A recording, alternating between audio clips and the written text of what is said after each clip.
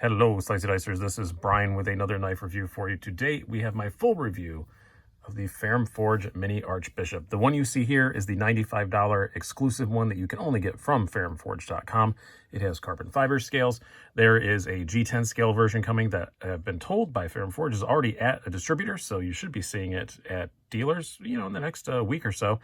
It'll be a bit less expensive. I don't know what the colors it's going to be in. It is going to be G10, as I said, and I don't know what the colors are going to be. I would guess 70, 75 bucks, something like that. I don't know, maybe less expensive. You are getting a 9CR18 blade with a stainless steel liners, really nice deep carry pocket clip, a very snazzy design, which is made by We. You can tell by a lot of ways. Mostly the biggest clue is, well, the 9CR18 MOV steel. They used to use that for Civivis a lot. They're bringing it back again, which I really like. We'll get to that. I really like the steel a whole lot. And the tiny little steel marking, which is a usual indicator of Civivi/We builds. I will say this is not the same as the Odium. They released the Civivi Odium, which is a Ferrum Forge design, very similarly sized knife at SHOT Show. They were showing that off and talking about it, and I've already done a little review of the prototype. That is a mini Malice, is how Ferrum Forge described it to me, where this is obviously a mini Archbishop, hence the name Mini Archbishop. But the Odium is based more on the Malice. It's like a contour G10 scale. It's a little bit different. So let's get into this knife and talk more about it. The design, I think, is gorgeous, and I am not alone in that. If you guys want to go to Neves Knives, I will link to the video down below. They did a great review of it. Couples, great channel. Really funny couple. I really enjoy their videos. And they're singing in it. There will be no singing in this one. But they're singing in theirs. So go check that out. If you'd rather have a little musical interlude before your reviews, go check that one out. It's not bad. It's a pretty good review. But yeah, I really like the design of it. It does definitely look like a shrunken down Archbishop. Absolutely. I've unfortunately never owned one. I've always mean to get an Archbishop 2.0, and I just don't ever get one.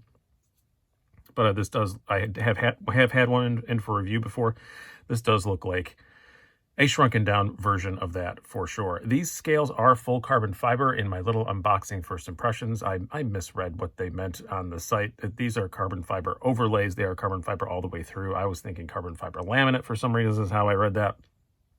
I thought it was just carbon fiber over top of G10, but it isn't. They are carbon fiber all the way through. They're just overlaid on top of these stainless liners. Do some specs and size comparisons before I ramble on any farther. Line it up here against. These are all 1-inch squares on this background. You have an overall length of 6.3 inches, blade length of 2.75 inches. You have a blade thickness of just a hair under 0.12 inches, handle thickness just a hair under 0.4 inches, and a weight, according to my scales, of 2.35 ounces. So a pretty light and pretty small knife, as we will see with these size comparisons. We'll use our usual Spyderco sandwich to start out with. Sorry if I'm clearing my throat. I've got a really, really nasty throat tonight. I don't know why. And they're your PM2 and your Para 3. You can see it's not a big knife. Now some ones that probably apply a little bit more. Let's bust out your Spyderco Chaparral. Which you'll see it's very similar in size to the Spyderco Chaparral. Maybe an upcoming battle to the death with those two. Let me know down below if you want to see that. I think that might be a pretty interesting one. And this is the TRM Nerd, which is just a little bit smaller. And to compare it to some of its cousins, I guess you'd call them. I think that's the best way to describe them. We have one that you guys have been asking me a lot about, what to compare it to this. I'm not going to compare it to this because it is a smaller knife. This is the Ferrum Forge Gent.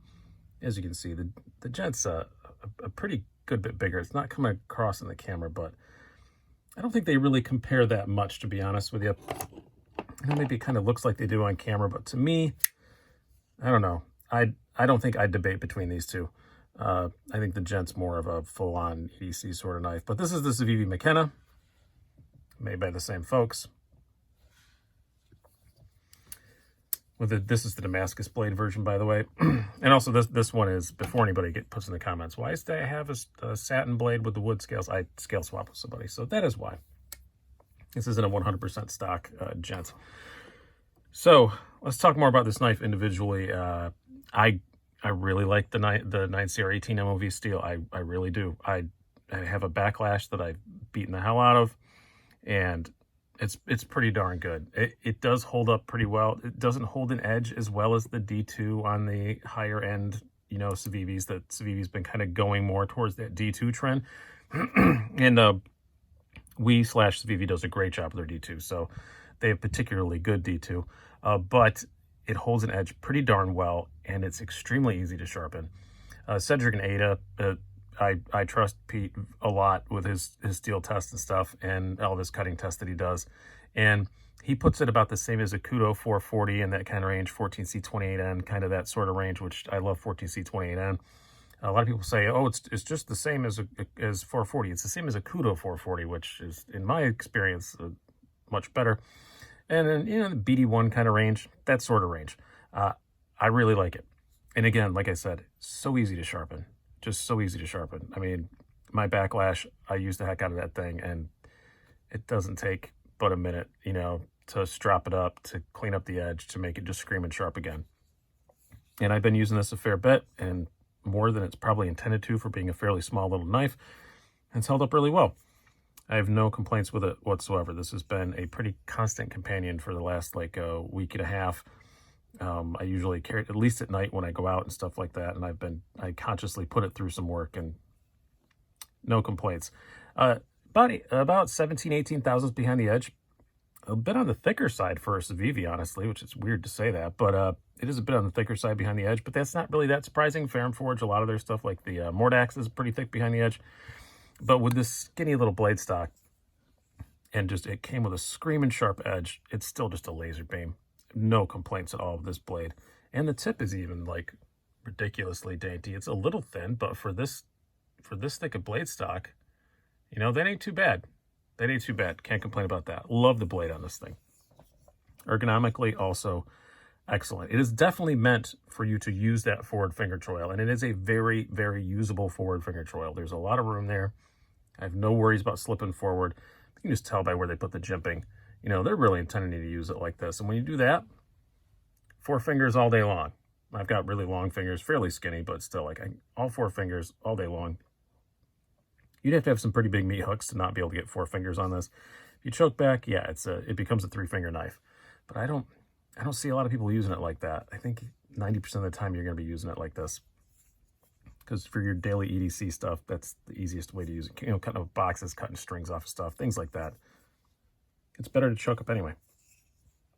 Now, as far as the carry goes, if you carry it as a normal, just your primary knife, it's great. You know, nice deep carry clip. You have a little bit sticking out, just a tick, just a little ticky boo there.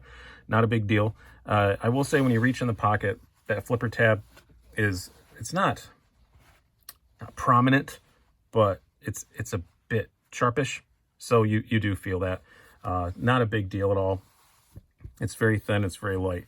It will work as a 5th pocket knife. Now, these pants have a pretty shallow 5th pocket. So, as you will see, it doesn't quite seat all the way down in, but it seats plenty enough to, if I can do it there. There we go.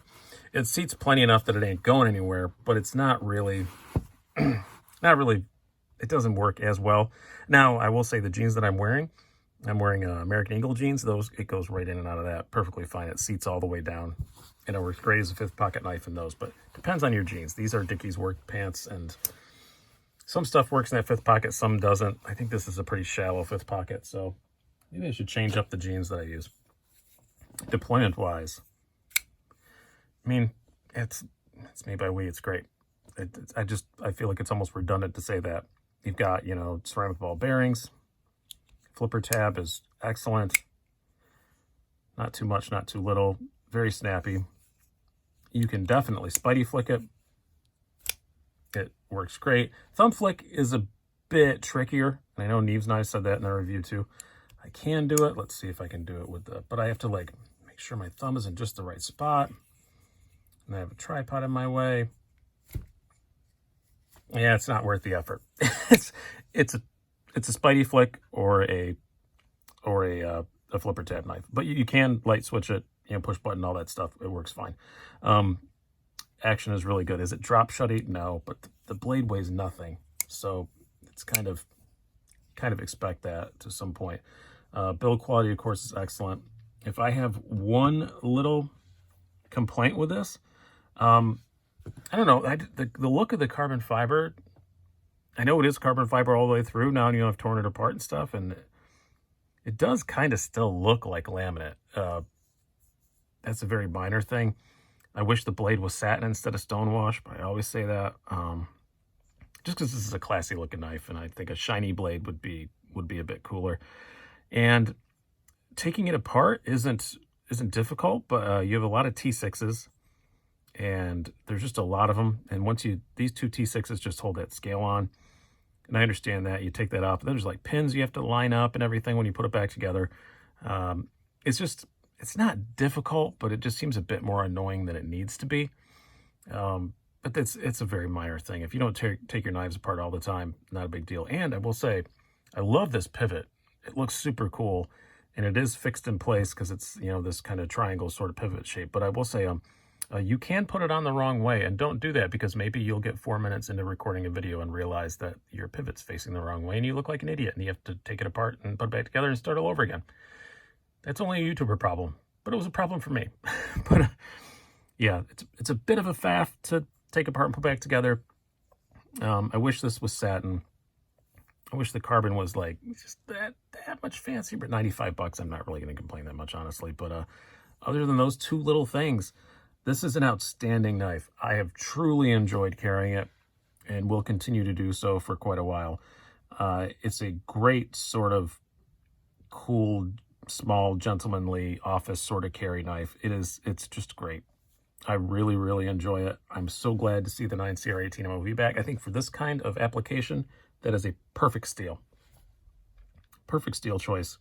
Like I said, it's kind of, you know, performance-wise, 14C28 equivalent sort of thing. Yeah, and it doesn't rust as much as D2 will, that CVV uses and other stuff, and we uses and other stuff. I love it. It's a really, really great knife.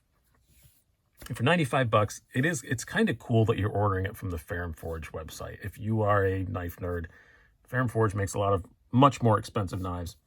It's just kind of neat that you're getting it straight from the Ferrum Forge boys, from those two unfairly handsome gentlemen. It's just kind of cool. And like I said, there will be G10 versions popping up at your favorite knife retailer everywhere shortly. So keep an eye out for those if this is a bit too pricey for you. Otherwise, go to ferrumforge.com and get yourself one. I don't think you'll regret it. I've been Brian. Have a good one.